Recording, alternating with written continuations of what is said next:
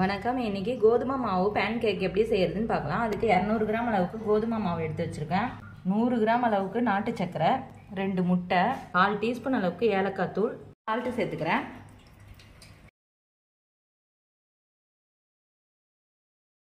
ஏலக்காய் தூள் சேர்த்துக்கிறேன்.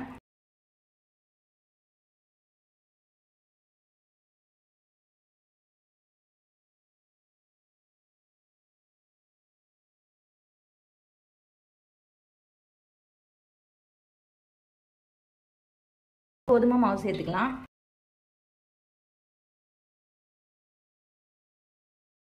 கால் கப் அளவுக்கு தண்ணி சேர்த்துக்கிறேன்.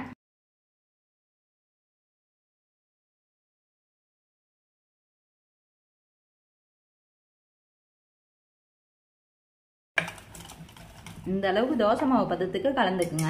1/4 டீஸ்பூன் அளவுக்கு நெய் சேர்த்துக்கிறேன்.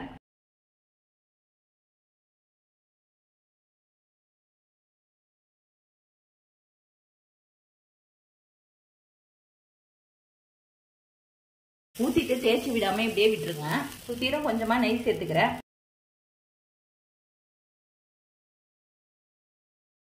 சிம்மிலே வேக வச்சுக்கோங்க. ஹெல்தியான இந்த பேன் கேக்கை உங்கள் வீட்டு குட்டீஸ்க்கும் செஞ்சு கொடுங்க. செஞ்சு கொடுத்துட்டு எப்படி இருந்துச்சுன்னு சொல்லுங்கள். லைக் பண்ணுங்கள், ஷேர் பண்ணுங்கள், கமெண்ட் பண்ணுங்கள், சப்ஸ்கிரைப் பண்ணுங்கள்.